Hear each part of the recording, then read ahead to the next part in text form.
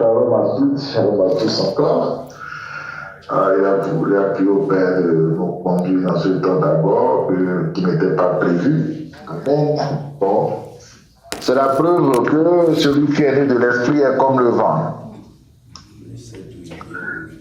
Il ne sait d'où il vient, ni là où il va. C'est ce qu'il a prévu, ce que papa a prévu faire. Donc, oui, 15 minutes. Donc, le dimanche passé, nous avions pris le temps de changer sur ce que nous écoutons. Et papa, dans son amour, nous a rappelé l'écoute. Et pas seulement l'écoute, mais la qualité de l'écoute. D'écouter continuellement. Amen. D'écouter continuellement. Ce matin, je voudrais nous inviter à lire dans le livre d'Ésaïe, Ésaïe chapitre 55, versets 10 à 11.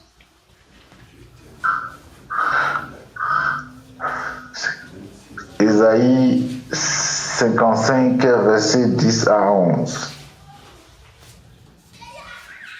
Version parole de vie. La pluie et la neige tombent du ciel, elles n'y retournent pas sans produire un résultat. Elles arrosent la terre, elles la rendent fertile et font pousser les graines. Ainsi, elles donnent des graines à semer et de la nourriture à manger. De la même façon, la parole qui sort de ma bouche ne revient pas vers moi sans résultat. Elle réalise ce que je veux. Elle accomplit la mission que je lui ai confiée. Je relis, de la même façon, la parole qui sort de ma bouche ne revient pas vers moi sans résultat. Elle réalise ce que je veux. Elle accomplit la mission que je lui ai confiée. C'est la parole du Seigneur pour nous ce matin. Elle dit que sa parole ne revient pas à lui sans résultat.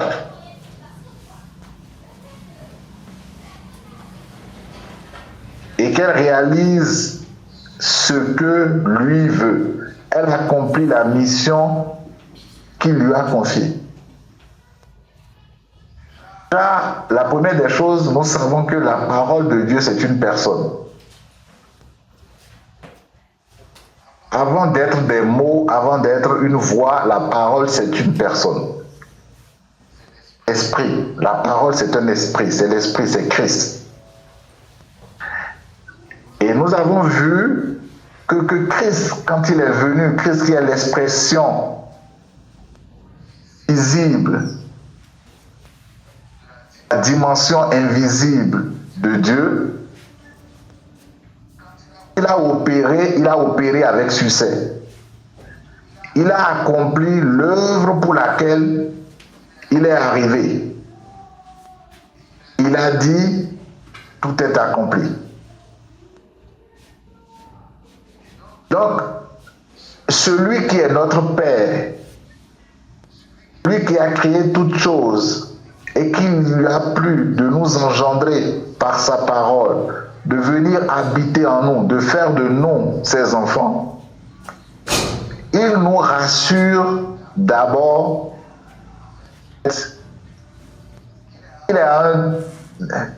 qu'il est le succès lui-même. Tout ce qu'il fait lui réussit. Tout ce qu'il fait lui marche.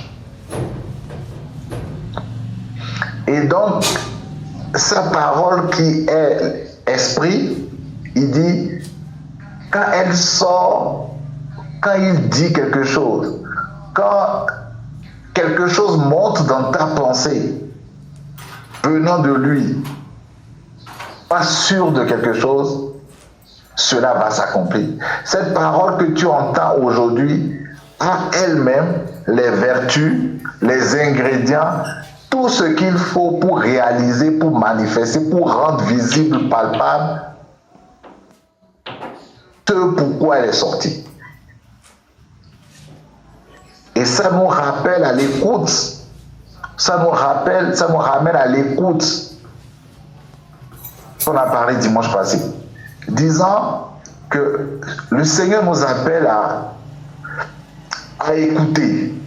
Écouter, ne faire qu'écouter. Comme il pouvait dire à Marie, entre Marie et Marie a choisi la bonne part qui ne lui sera jamais ôtée. Et en réalité, elle n'a pas choisi. Le Seigneur a accordé la bonne part à Marie qui ne lui sera jamais ôtée. Et cette bonne part, c'est l'écoute.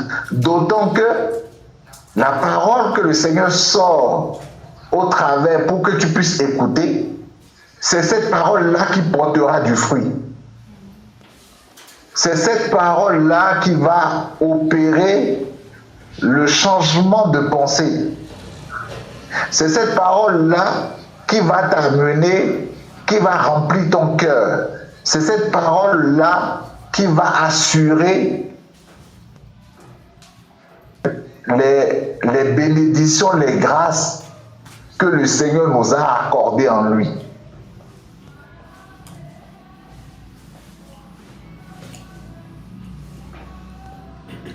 La parole que nous écoutons, l'évangile que nous entendons, l'évangile de grâce elle-même a les vertus pour nous amener à faire ce que Dieu veut que nous fassions. Ce n'est pas pour rien que dans Éphésiens, la parole dit, les Écritures disent que l'épée de l'esprit est la parole.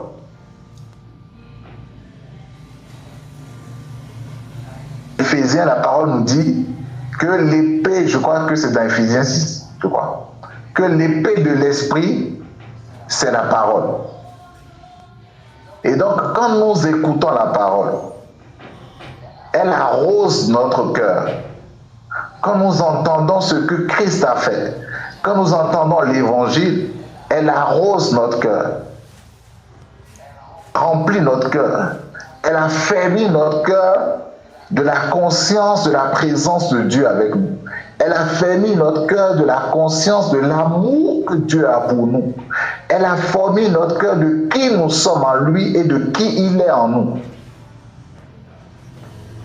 Chaque parole que nous écoutons tous les dimanches, l'évangile quand il est proclamé, l'évangile quand il est annoncé, quand on peint Jésus-Christ crucifié, ressuscité, Jésus-Christ crucifié, ressuscité et glorifié, cette parole-là, avec tout ce qui tourne autour, affermit notre cœur, remplit notre cœur et elle nous rend conscients de la présence de Dieu en nous, de son amour.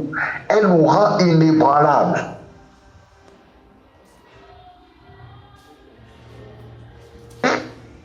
L'autre chose, c'est que quand nos cœurs sont remplis, après l'écoute, quand nos cœurs sont remplis de cette parole-là, le cœur ne peut pas la garder.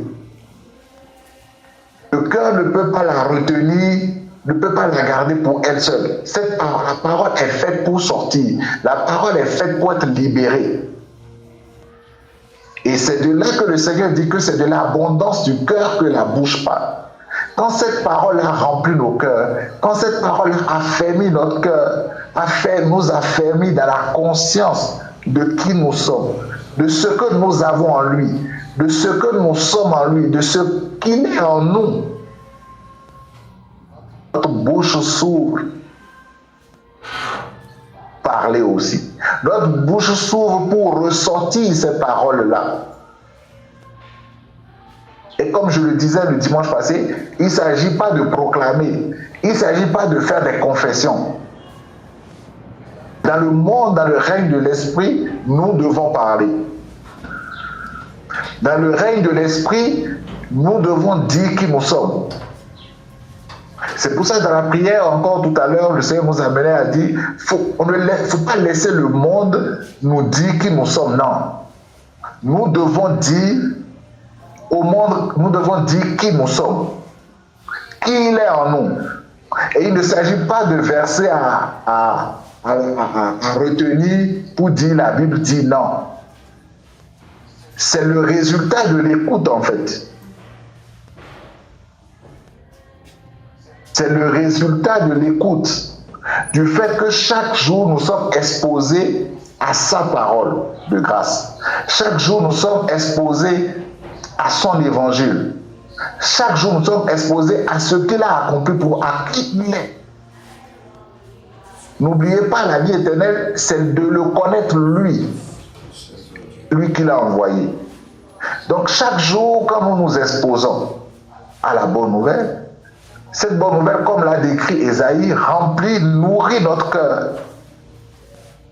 Et quand notre cœur est rempli, déborde, notre bouche parle. Notre bouche parle comme il est. Notre bouche parle de ce qu'il est. Notre bouche parle de ce que nous sommes en lui. Et même quand notre corps est malade, nous nous trouvons à dire que nous sommes guéris. Nous nous trouvons à dire que nous avons la santé, malgré que notre corps soit souffrant. Il ne s'agit pas de la proclamation. Il ne s'agit pas de dire, de répéter des phrases positives. Non. C'est l'émanation de notre cœur qui est rempli de ce que lui nous dit que nous sommes.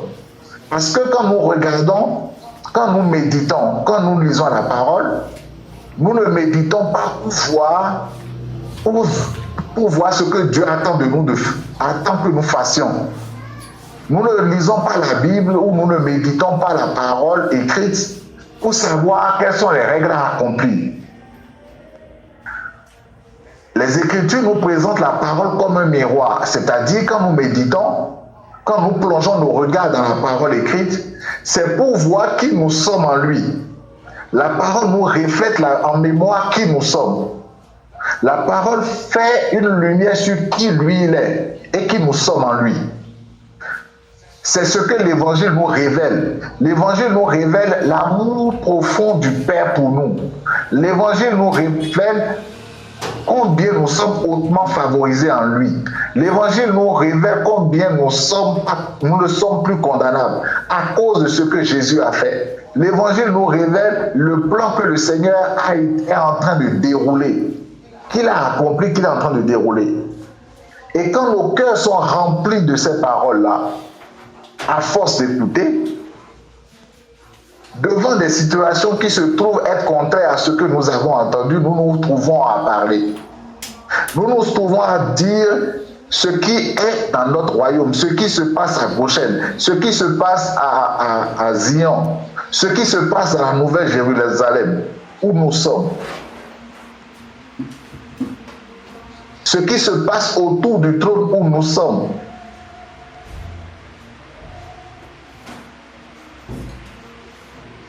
Pourquoi il dit que c'est en croyant du cœur qu'on parvient à la justice et c'est en confessant de la bouche que nous sommes sauvés. Le cœur rempli nous amène à parler. Et nous avons vu l'exemple des apôtres. Malgré qu'ils soient dans les tribulations, malgré qu'ils soient dans les épreuves, ils ne parlent pas tribulation, ils ne parlent pas épreuve. Mais ils parlent la victoire du Seigneur. Ils parlent la joie du Seigneur. Ils parlent la joie de leur maître. Ils parlent la victoire qu'ils ont. Ils confessent, en fait, ils disent ce de quoi leur cœur est rempli.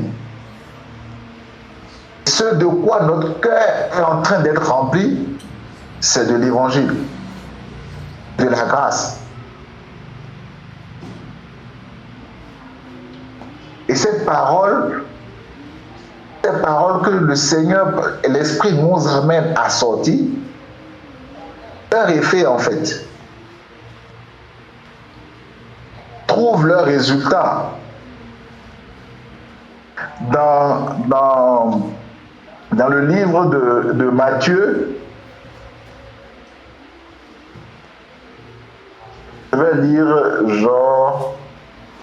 dans le livre de Matthieu 15, versets 15 à 20. Matthieu chapitre 15, versets 15 à 20, je lis, le temps est avancé. Pierre intervint en disant, explique-nous cette parabole. Et quoi? Répondit Jésus. Vous ne comprenez toujours pas, vous aussi? Ne saisissez-vous pas que tout ce qui entre dans la bouche va dans le ventre, puis est évacué par voie naturelle? Pardon. Mais ce qui sort de la bouche vient du cœur, et c'est cela qui rend l'homme impur. Car c'est du cœur que parviennent les mauvaises pensées, les meurtres, les adultères, l'immoralité, le vol, les faux témoignages, les blasphèmes. Voilà ce qui rend l'homme impur.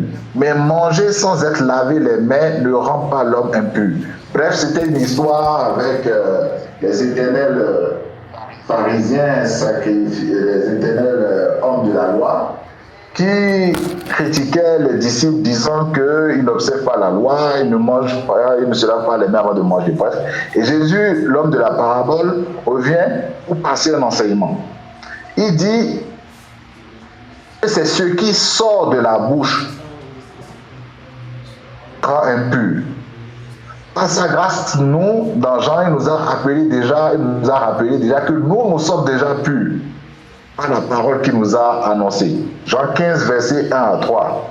Il dit, je suis une vraie vigne en croissance, et le cultivateur qui s'occupe de la vigne, c'est mon Père. Il prend soin des sarments qui me sont rattachés, en relevant et en soutenant les sarments stériles, et en taillant chaque sarment fructueux pour que la récolte soit plus abondante. Les paroles que j'ai prononcées sur vous vous ont déjà purifié.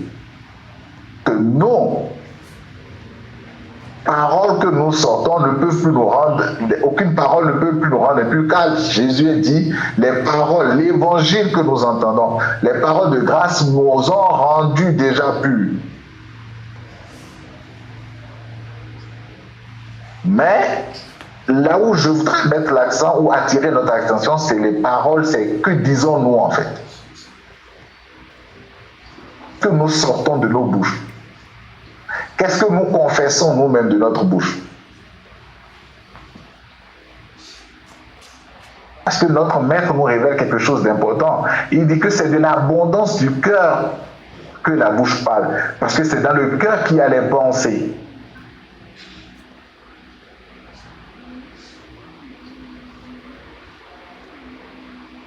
En 1 Corinthiens, la parole dit, qui connaît la pensée du Seigneur, qui peut lui donner des conseils? Eh bien, nous avons la pensée du Christ. Nous avons la pensée du Christ. Donc, si nous avons la pensée du Christ, ce qui sort de notre bouche doit être la parole de Christ. Si nous sommes remplis la pensée du Christ, si nous sommes remplis de la pensée du Christ au travers de l'écoute de l'évangile, les paroles qui sortent de notre bouche doivent être les paroles de Christ, des paroles d'assurance, des paroles de confiance, des paroles de bénédiction, des paroles de grâce.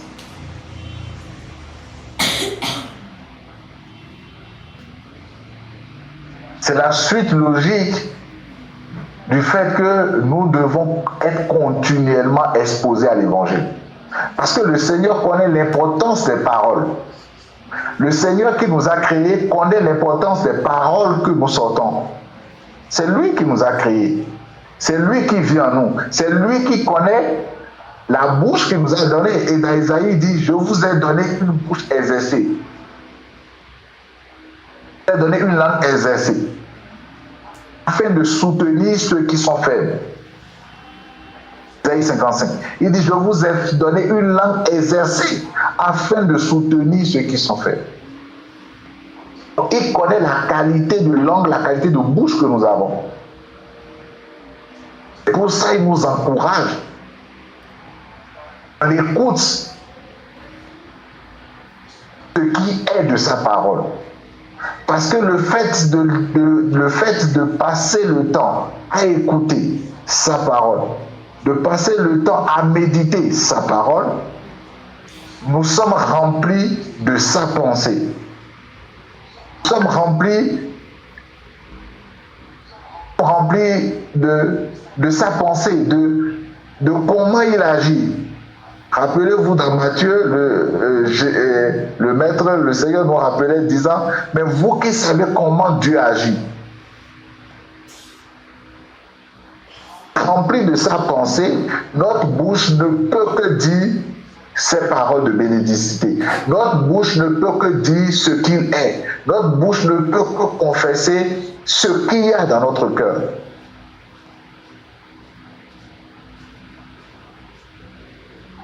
C'est de l'abondance du cœur que la bouche parle.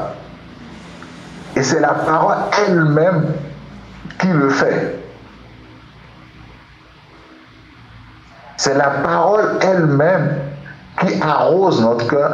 C'est la parole elle-même qui affermit notre cœur. Nous nous trouvons spontanément, sans effort, sans répétition, sans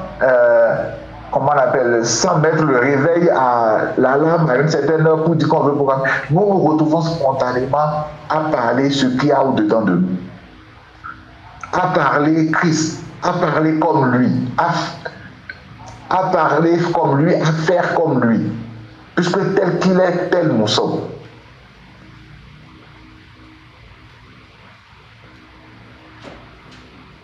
Il dit, les paroles que moi je vous ai données vous ont déjà rendu purs. Ça veut dire que la parole a un effet. Ajoute dans Isaïe, je vous ai donné une langue exercée afin de pouvoir soutenir les faits. Ça veut dire que ce que nous disons a une importance.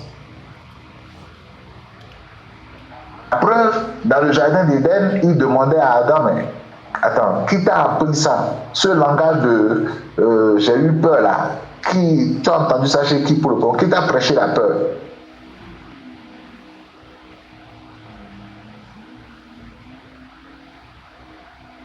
Dis Adam, mais qui t'a prêché la peur?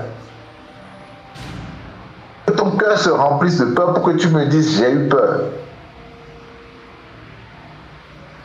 Qui t'a prêché ça?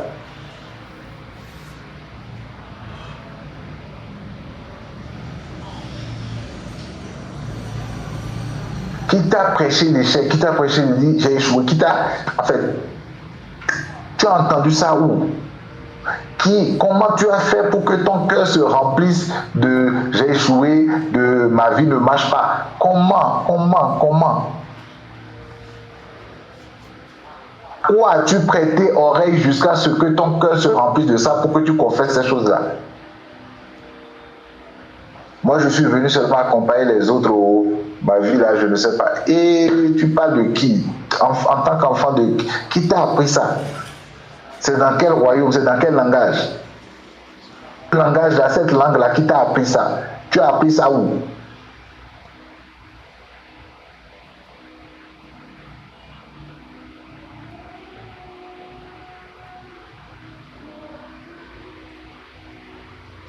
Tu as entendu ça où? Tu as laissé ton cœur se remplir de ces paroles-là quand? Parce que lui, sa parole ne retourne à lui jamais sans avoir accompli ce pourquoi. Et ce pourquoi elle est sortie, elle arrose la terre. La terre, c'est notre cœur.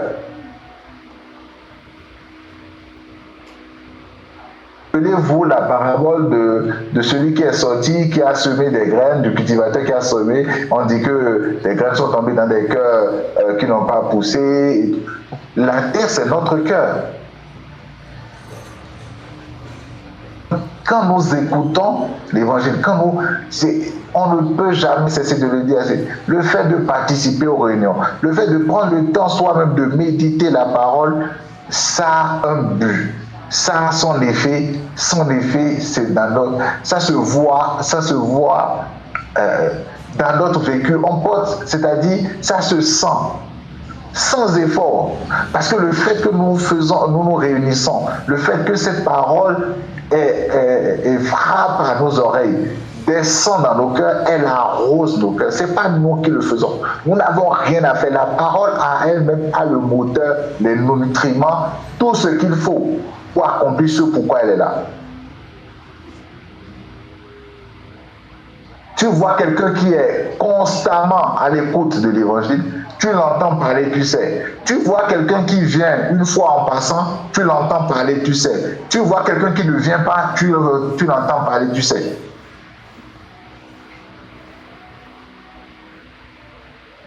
Quelqu'un qui est constant dans l'écoute de l'évangile, de la parole de Christ. Quand il parle,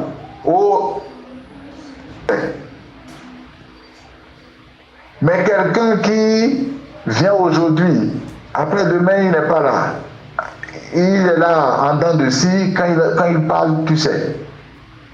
Celui qui n'est même pas là, pour lui, là même, c'est autre chose. Là même, c'est. C'est-à-dire, quand tu l'entends, tu dis, oh, c'est mon papa qui a fait ce fils-là aussi. Je ne sais pas, lui, il a grandi chez le voisin, ou bien il a grandi où?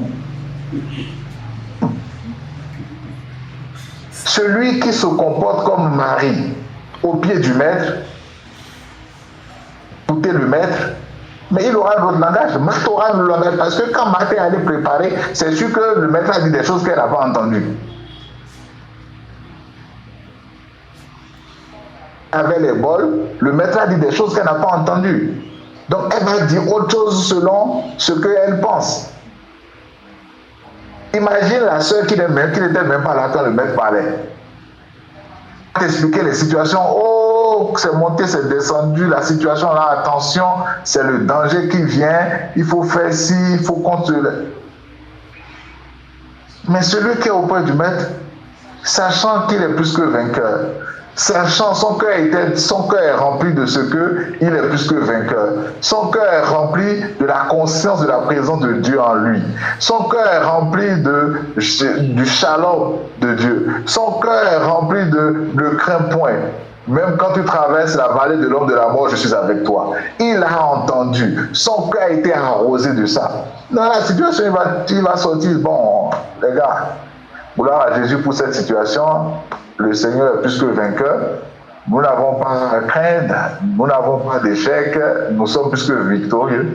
Il parle. La foi parle. Le juste parle.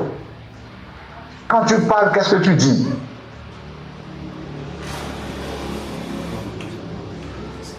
Et pour ceux qui ne sont pas fonds ou béninois vont m'excuser, même dans la tradition, même dans le monde, en fait, tout le monde connaît la puissance de la parole.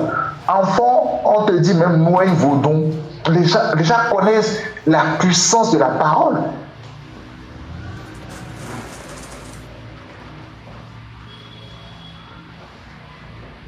Jésus dit, vous êtes purs par la parole que je vous ai annoncée. Besoin de bain de purification. Puisque j'ai parlé, vous avez cru, vous êtes purs. Regardez la puissance de cette parole. Et nous disons que tel qu'il est, tel nous sommes. Vous pouvez vous imaginer la puissance de la parole que nous sortons? Vous pouvez vous imaginer la puissance de la parole que nous sortons? Lui dit, moi j'ai parlé, j'ai annoncé l'évangile, vous avez cru, vous êtes devenus purs. Une parole, regardez le résultat que ça donne. Il a vu le figuier, il a parlé, le figuier s'est assis. Et nous disons et croyons, en tout cas, si tu es comme moi, par la grâce de Dieu, que tel qu'il est, tel nous sommes. Qu'est-ce que nous disons? Sommes-nous conscients des paroles que nous sortons, de la puissance de la parole que nous sortons? Et il a été clair, il dit, je vous ai donné une langue exercée. Et pour parler, lui, ce n'est pas la répétition, ce n'est pas le comment, il n'y a pas de comment parler comme lui, les 10 manières, il ne sait pas prendre la verset pour dire, et Paul a dit, si ce n'est plus moi qui vis, c'est qu'est-ce qu'il veut à moi, ce n'est pas ça. Lui-même qui te fait parler comme lui.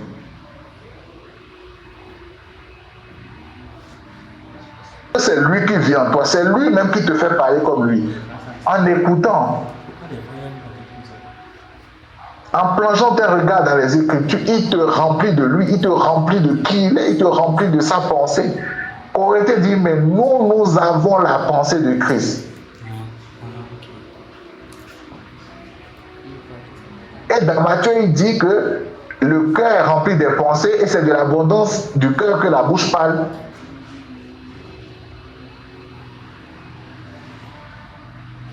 Donc quand tu vois quelqu'un qui est exposé à l'évangile, quelqu'un qui est exposé à l'amour de Dieu, quelqu'un qui est exposé à l'œuvre achevée de Christ à la croix, tu vois celui-là parler, tu te dis, mais celui-là, il n'est pas sur la même terre que nous. Oui, il n'est pas sur la même terre que nous parce qu'il est conscient de ce qu'il est assis avec Christ dans les lieux célestes. Et c'est ce langage qu'il parle. Parle le langage de quelqu'un qui est assis avec Christ dans les lieux célestes. Il parle le langage de ce qu'il entend autour du trône, de la victoire. Il parle de la souveraineté du Père. Il parle de l'amour du Père. Il est inébranlable. Il sait. Il sait que ce n'est pas les situations de ce monde qui peuvent l'affecter, mais c'est lui qui affecte les situations de ce monde. Puisqu'il est l'esprit vivifiant, l'esprit qui donne la vie. Il sait que la mort n'a pas de pouvoir sur lui parce qu'il a vaincu la mort. Il sait que le corps souffrant qui est là, c'est pour révéler la santé divine qu'il a, c'est pour révéler la guérison divine qu'il a déjà reçue. Il ne confesse pas maladie, mais il confesse guérison divine. Pas confesser pour confesser, mais de la conscience de l'évangile, c'est le résultat qui sort de sa bouche. Ça, c'est quelqu'un qui... Mais celui qui... Peut-être il y en a qui sont venus aujourd'hui, celui qui va venir 2 dimanches après, t'appeler, il va dire, juste PJ, je ne comprends pas la situation là, hein. C'est compliqué, hein. Est-ce qu'on ne va pas faire 4 jours de jeûne et prière? Pas que jeûne et prière c'est mauvais, mais quand tu entends la pensée dans laquelle la personne te dit ça, tu te dis, bon, peut-être que quand papa parlait, il était allé acheter quelque chose à côté. Il y a un autre frère, lui, quand il te parle, il a grandi chez le voisin. On n'est pas dans la même maison. Lui, tu dis non, mon frère, toi, il faut quitter chez le voisin, viens à la maison. Parce que tel que tu parles là, moi, je ne comprends pas ton langage. Papa n'a jamais parlé comme ça à la maison, moi, j'ai entendu. Le langage est identitaire.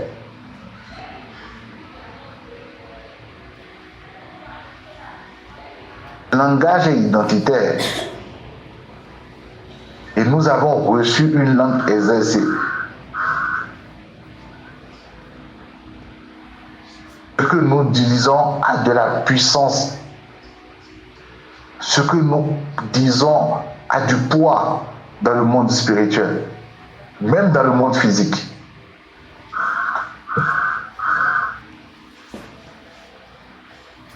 Nous ne pouvons pas changer ce que nous disons tant que nous ne changeons pas ce que nous écoutons. Je répète, nous ne pouvons pas changer la manière dont nous parlons tant que nous ne changeons pas ce que nous écoutons. Parce que c'est ce que nous écoutons qui conditionne ce que nous allons dire. Ce que nous écoutons conditionne ce que nous voyons. Et ce que nous voyons conditionne ce que nous allons dire. Vous connaissez mon exemple favori. Élisée et son serviteur. Élisée, lui, il était conscient de quelque chose parce qu'il a entendu le Seigneur lui parler plusieurs fois, il était conscient. Et de cette conscience-là, il pouvait voir des gens autour. Mais le serviteur, là, il écoutait pour lui, il ne faisait qu'entendre les menaces des rois, les menaces des autres peuples, tout ça. C'est de ça qu'il était conscient. Et qu'est-ce qu'il pouvait voir? Il ne pouvait que voir l'armée des rois autour. Ce que tu entends conditionne ce que tu vois, et ce que tu vois conditionne ce que tu dis. Pas de schéma qui change. Le Seigneur qui fait tout en nous, c'est l'Esprit, il dit, sa parole a la capacité. Expose-toi à sa parole et tu verras. Tu verras le miracle se produire. Toi-même, tu vas t'étonner du changement de ce que tu es devenu. Pas le fruit de jeûner prière, c'est pas le fruit de proclamation de pensée positive, non. Eux, ils ont utilisé ça pour aller se faire de l'argent. Nous sommes à l'essence de la chose. Nous sommes à la source de la chose.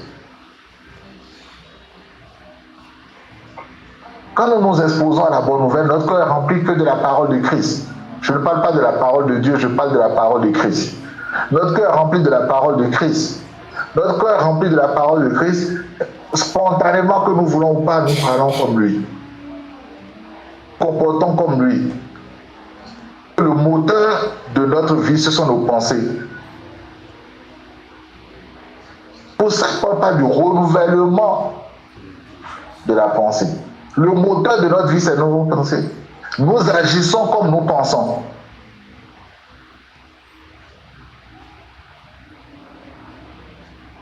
Soyons croyants ou pas, nous agissons comme nous pensons. Et c'est pour ça que le Seigneur a pris le soin de nous donner, nous, la pensée de Christ. C'est lui qui est en nous. Nous avons sa pensée.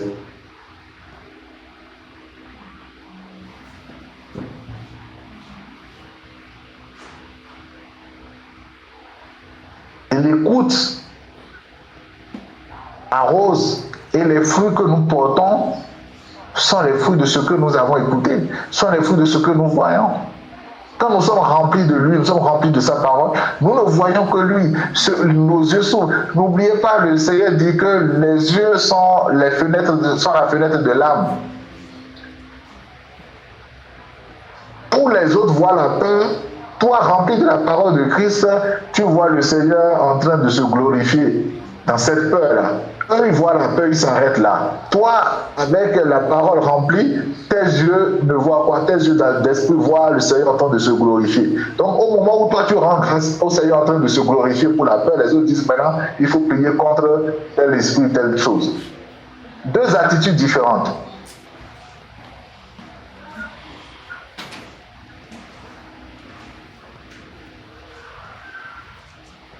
Rempli de la parole de Christ, la situation est chaotique selon les hommes, mais toi tu vois le Seigneur en train de marcher sur la situation, de rigoler, le Seigneur avoir déjà changé cette situation.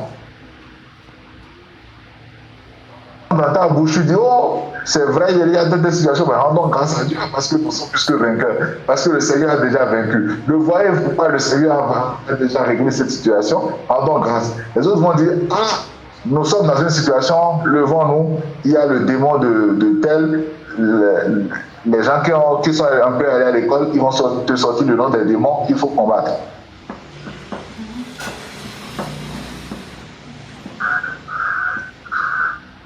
Alors, qu'écoutons-nous? Que disons-nous?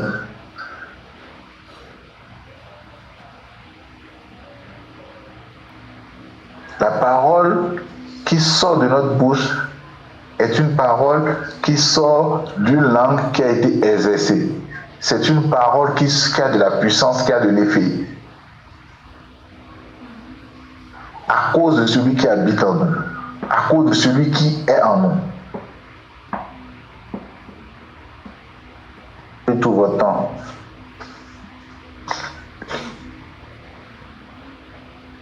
M'en arrête là.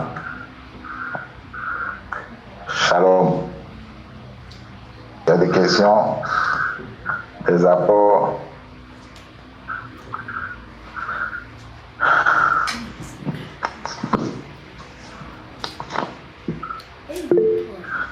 Oui, juste Simon.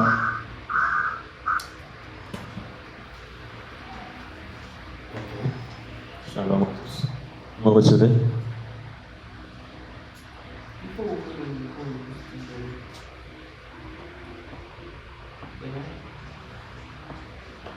Vous nous recevez? Bonjour à tous. Bonjour.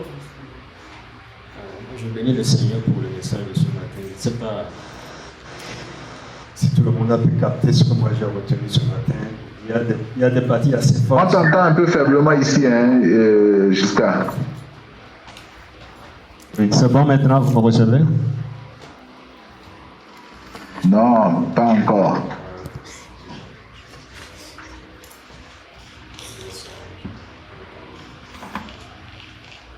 Je vais aller directement.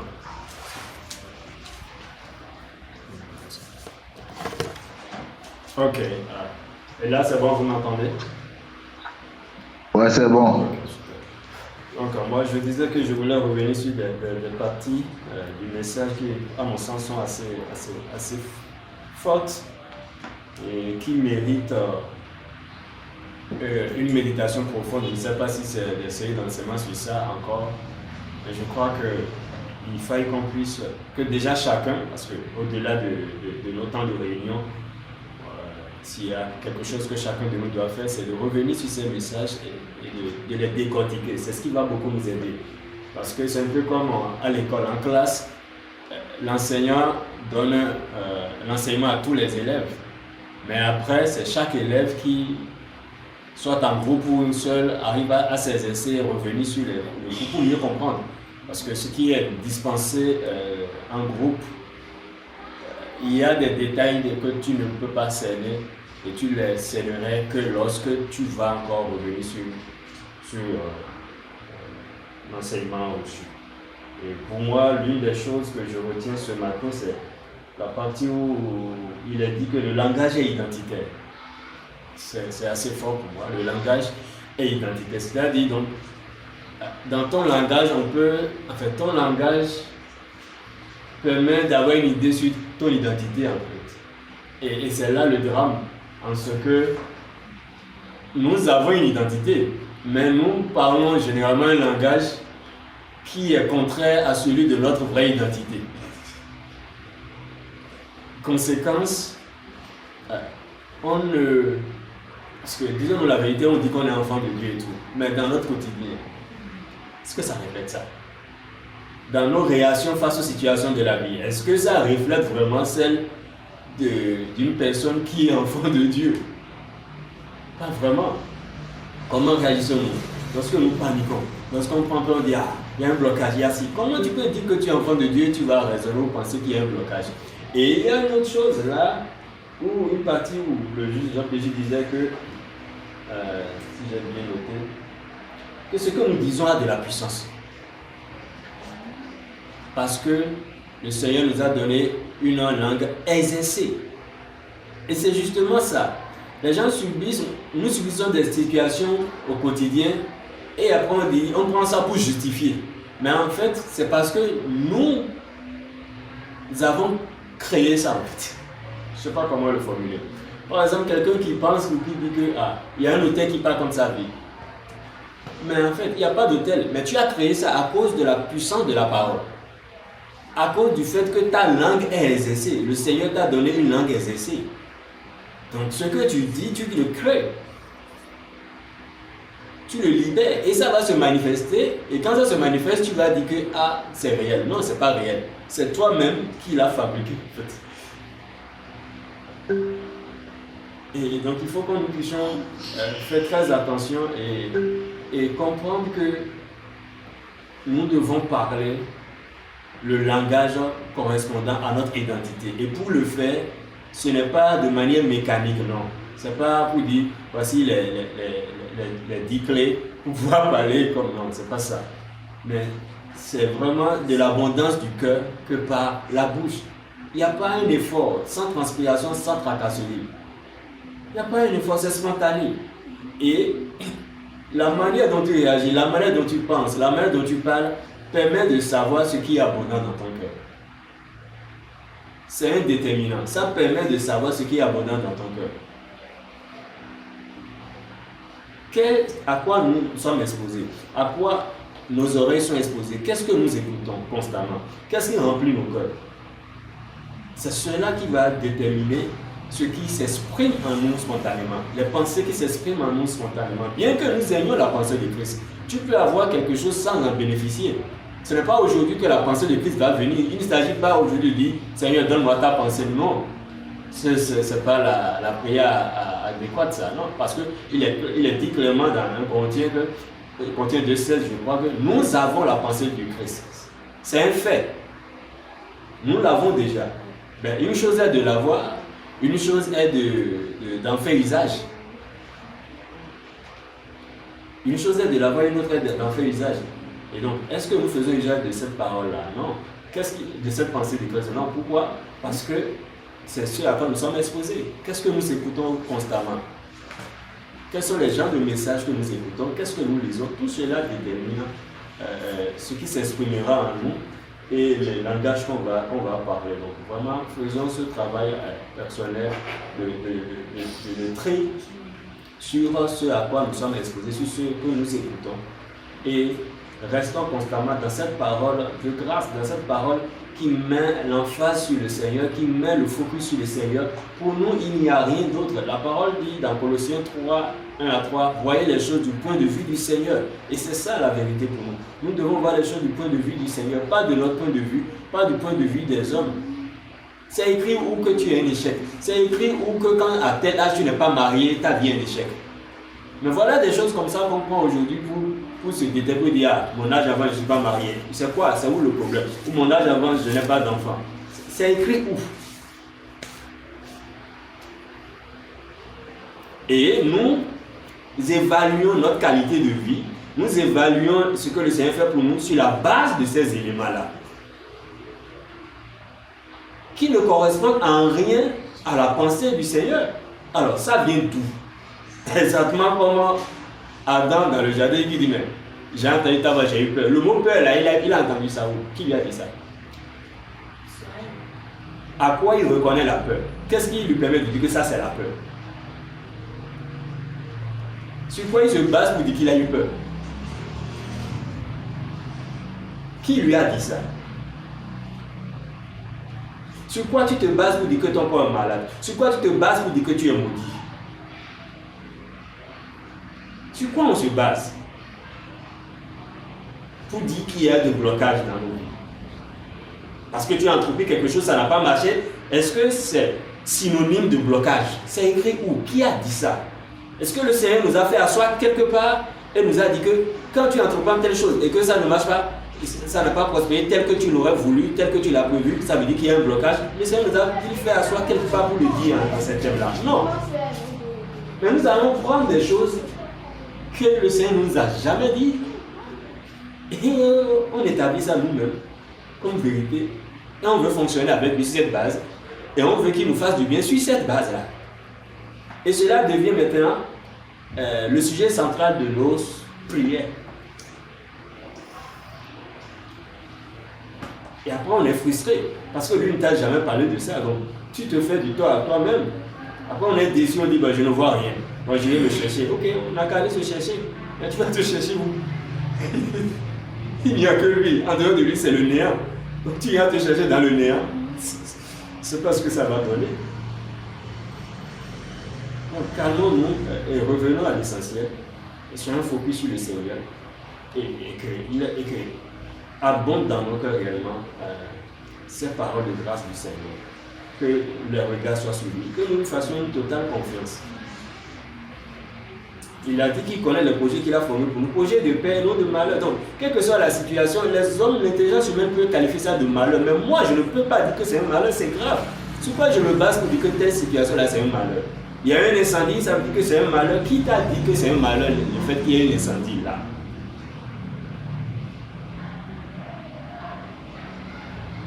Tu devais aller quelque part, mais en chemin faisant, tu as fait un accident. Ok, qui t'a dit que c'est un malheur?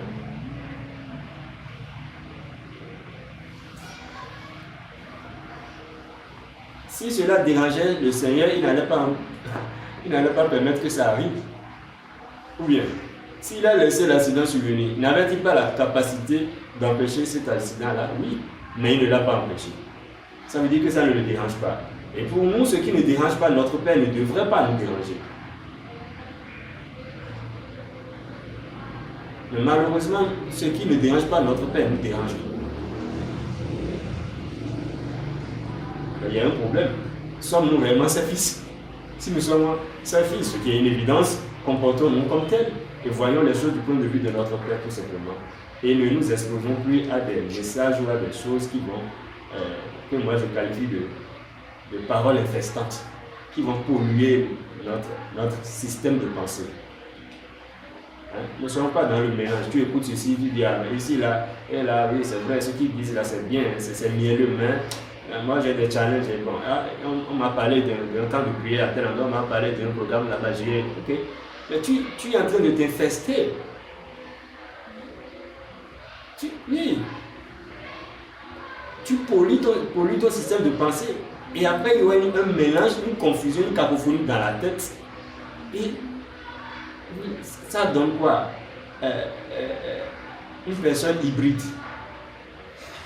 qui a deux types de pensée. Une identité de fils de Dieu, un langage, c'est-à-dire un langage hybride. Mi-fils de Dieu, mi je ne sais pas quoi. Donc c'est un mélange. Mélange de pensée de Christ avec pensée du monde. Ça ne peut pas marcher. Merci.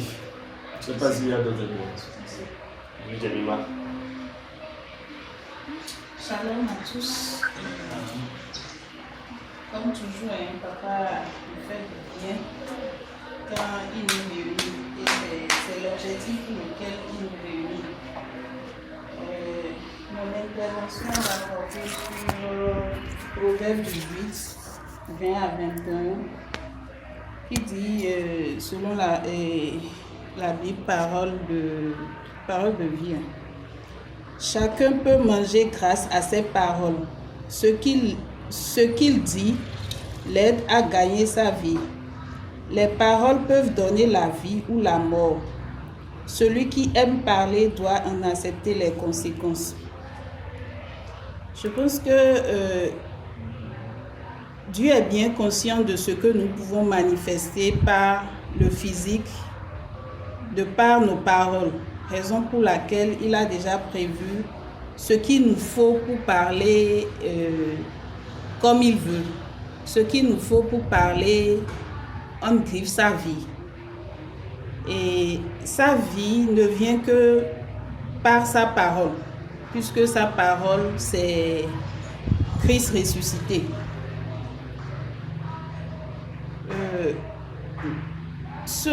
Le message d'aujourd'hui, depuis le temps d'adoration, moi,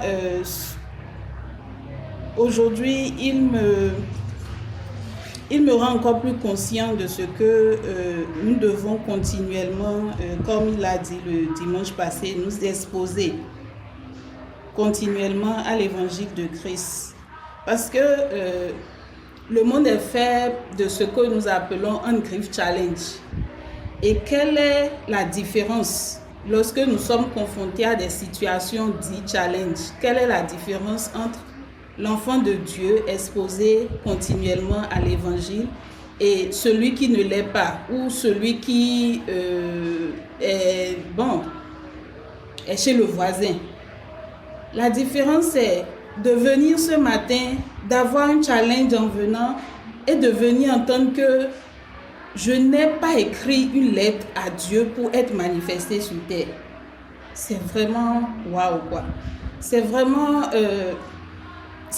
rassurant de savoir que celui à qui je n'ai rien demandé et qui m'a manifesté, il a un but pour ma vie. Il a déjà prévu tout ce que mes jours doivent comporter. Et de l'entendre ce matin fait la différence devant les challenges que j'ai. Je serais restée à la maison, que je serais en train de ruminer sur ces challenges-là. Ah, comment je vais faire pour m'en sortir? Quelle est la solution devant telle situation? Mais d'entendre Dieu me dit qu'il a déjà pourvu, d'entendre qu'il a déjà résolu cela, d'entendre qu'il a déjà la victoire et que ce challenge-là fait partie de ce qu'il a, de son package pour ma vie et qu'il a déjà apprêté les voies et moyens pour que j'en sorte. C'est vraiment ça. Il n'a pas dit que, bon, on sera tout le temps là, pépère, tranquille. Et c'est ça. La paix qu'il nous donne, ce n'est pas... c'est cette paix-là qu'il nous donne parce qu'il a déjà le triomphe. Et qui parle de triomphe, parle de guerre. Qui parle de triomphe, parle de situation chaotique selon les hommes. Donc vraiment, je rends grâce à Dieu pour cette famille de privilégiés que nous sommes. Vraiment, je sais que ça n'a pas de prix ce qu'il nous donne chaque jour, ce qu'il nous donne d'entendre et tout l'impact que cela a dans nos vies. Nous n'avons pas cherché à produire des impacts, nous n'avons pas cherché à réaliser des choses. Et pour finir, je vais donner un exemple. Pour qui me connaît, j'aime tellement, je ne sais pas, hein, papa m'amène souvent à postuler ci et là et tout ça. Depuis un certain temps, je rends grâce à Dieu pour ce qu'il fait. Et en 2023, mai 2023, dans un processus de recrutement, j'avais fait un test psychotechnique. J'ai repassé le même test hier.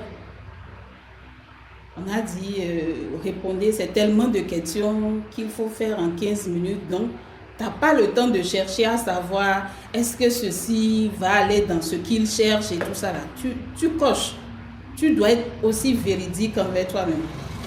Et je finis et je prends le rapport du test et je vois confiance en soi et résilience et tout ça là, supérieur à la moyenne. À un moment donné, le test m'écrivait « Soyez sincère ». Je dis « Mais qu'est-ce qui se passe ?» Mais je suis sincère. Je suis allée voir le rapport de mai 2023 et j'ai vu, avant j'étais dans la moyenne. Aujourd'hui, on me dit supérieur à la moyenne et disent que ce genre de personnes n'existe presque pas. Je dis ok. Donc, je suis devenue un extraterrestre pour votre magie. Donc, vraiment, c'est dire qu'avec Dieu, nous sommes tellement détendus que même le monde, les situations, notre vie dit au monde qui nous sommes. Et c'est plein d'exemples comme ça dans nos vécus et tout ça là. Devant ces situations où toi tu te dis même que tu es en train de pleurer parce que la situation semble truc là. Une autre personne à ta place a fait plus que pleurer. Donc, continuons vraiment à nous rassembler ici et à vraiment écouter ces bonnes choses que Papa a prévues pour nous. Shalom.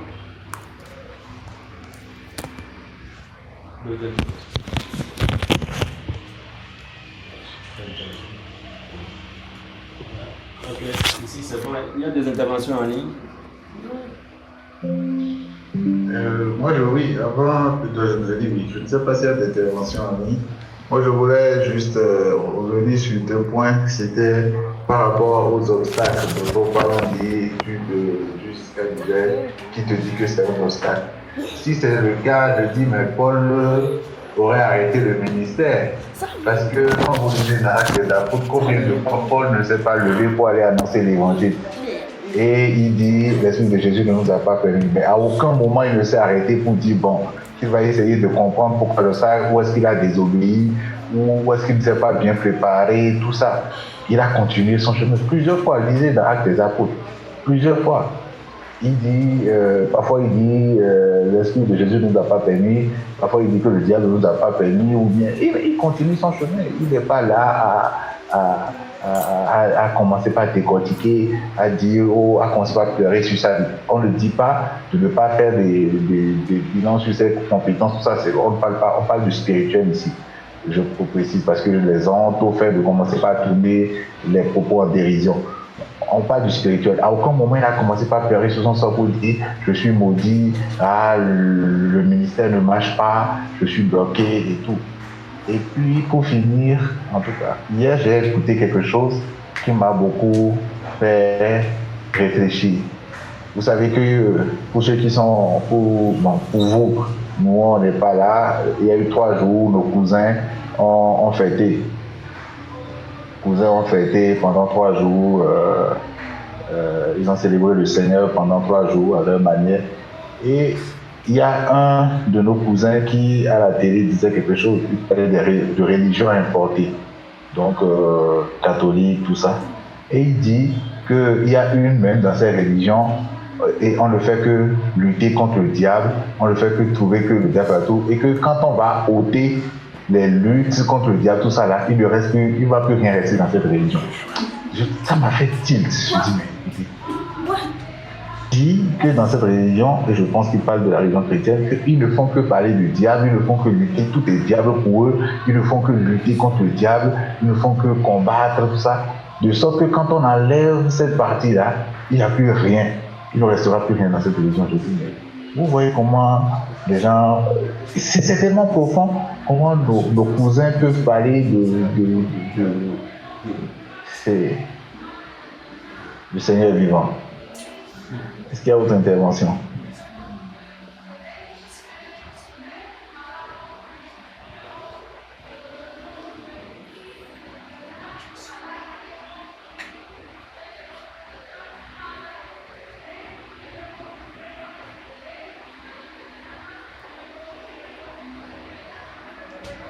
Parce qu'il y a assez de personnes connectées et pour vous. Il y a assez de personnes connectées et pour vous. Il y a assez de personnes connectées. Aïe.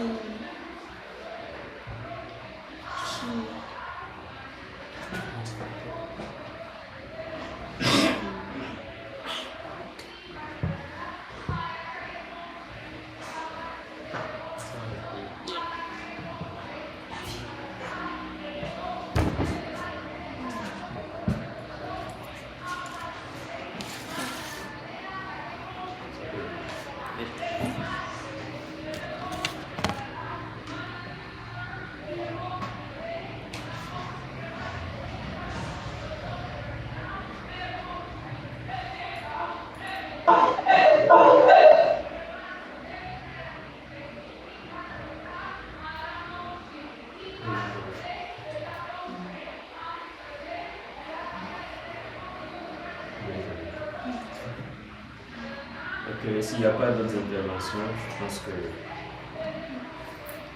nous allons rendre grâce au Seigneur pour sa vérité qui nous rappelle encore. Parce que de là où on peut juste élever le voix et dire merci au Seigneur pour nous avoir donné cette langue exercée, pour la pensée du Christ en nous. Est-ce qu'on peut lui dire merci Seigneur? Merci de nous rendre davantage conscients de qui nous sommes en toi, de qui tu es en nous. Merci Seigneur de nous rendre conscients de ça. Il s'agit d'une question de conscience. Allô? Oui. Allô? Oui. Allô? Oui, excusez-moi, désolé, excuse-moi, Jessica. La première question, c'est que répondrais-tu si quelqu'un t'affirmait que tu pouvais tout à fait désobéir? Répondrais-tu si quelqu'un t'affirmait que tu pouvais tout à fait désobéir? Et j'ai un de mes garçons qui a écrit, je dirais que non. Je ne peux pas désobéir car Dieu est mort à la croix pour nous et a enlevé l'esprit de péché en moi.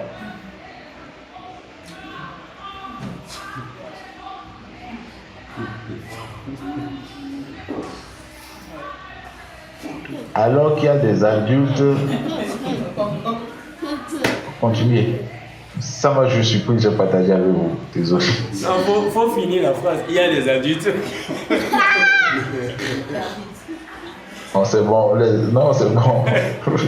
Les adultes, là, faut laisser le cas. Non, des bois secs. Des bois tordus qu'on veut. C'est compliqué de redresser. Alléluia. Rendons grâce au Seigneur. C'est lui grâce, et je souhaiterais vraiment qu'on puisse lui dire merci pour cette vérité que nous comprenons aujourd'hui. L'intelligence humaine ne peut pas permettre de les connaître. C'est le Seigneur qui, dans sa grâce, permet de les connaître. Disons-lui simplement merci Seigneur. Merci pour cette vérité. Merci de nous rendre conscients de qui tu es en nous et de qui nous sommes en toi. Merci de nous amener à ne voir que toi, que nos regards soient sur toi, pas sur ce qu'il y a autour de nous, non, mais sur toi, avec nous. Un peu comme Élisée. Élisée n'était pas focalisé sur l'armée syrienne qui était venue l'encercler, non. Contrairement à son serviteur, qui a pris peur, qui a paniqué. Pourquoi? Parce que lui regardait aux choses naturelles. Les serviteurs d'Élisée regardaient à la Syrienne qui était là, qui encerclait leur demeure. Mais Élisée ne regardait pas à ça. Élisée était dans une autre réalité. Il était dans la vraie réalité, si on peut le dire. Élisée était dans la réalité du Christ. Il était dans la pleine conscience de ce que celui qui est en nous est plus grand que celui qui est dans le monde. Il a dit, ceux qui sont avec nous sont plus nombreux que ceux qui sont avec eux. Seigneur, merci de nous donner d'avoir cette pleine conscience-là. La pleine conscience de ce que tu es avec nous. Et toi avec nous est tout suffisant. Parce que tu es là, nous n'avons rien à craindre. Parce que tu es là, il n'y a pas d'échec pour nous. Parce que tu es là, il n'y a pas de manque pour nous. Parce que tu es notre abondance. Tu es notre succès. Tu es notre réussite. Tu es tout pour nous. Notre réussite n'est pas évaluée par des avoirs. Notre réussite n'est pas évaluée par des diplômes. Notre réussite n'est pas évaluée par le niveau de notre compte bancaire. Notre réussite n'est pas évaluée par notre situation matrimoniale, non. Mais notre réussite est évaluée par ta présence en nous. Et ta présence en nous est une effectivité. Ta présence en nous n'est pas un souhait. Ta présence en nous n'est pas une demande. Mais ta présence en nous est un fait éternel. Que rien ni personne ne peut changer. Rien ni personne ne peut modifier cela. Merci Seigneur de nous rendre conscients de cette vérité. Parce que tu vis en nous, nous n'avons rien à craindre. Parce que tu vis en nous, nous sommes plus que vainqueurs. Parce que tu vis en nous, nous avons triomphé de toutes choses. Parce que tu vis en nous, rien ne peut nous limiter. Rien ne peut nous arrêter. Rien ne peut nous stopper. Puisque toi tu es inarrêtable. Puisque toi tu es instoppable. Puisque toi tu es imbattable. Et l'imbattable vit en nous. L'instoppable vit en nous. Le plus que vainqueur vit en nous. Et c'est ce qui fait de nous des plus que vainqueurs. Nous ne sommes pas plus que vainqueurs parce que nous aurions jeûné, parce que nous aurions prié, parce que nous aurions activé des clés, parce que nous aurions renversé des hôtels ou bien bâti des hôtels. Non. Mais nous sommes des plus que vainqueurs à cause de celui qui vit en nous. À cause de la nature de celui qui vit en nous. À cause de l'identité de celui qui vit en nous. Parce que le plus que vainqueur habite en nous. Parce que le plus que vainqueur élit domicile dans nos vies. Cela fait de nous des plus que vainqueurs. Merci Seigneur. Merci Seigneur. Jamais la lumière n'a fui devant les ténèbres. Ce sont les ténèbres qui fuient devant la lumière.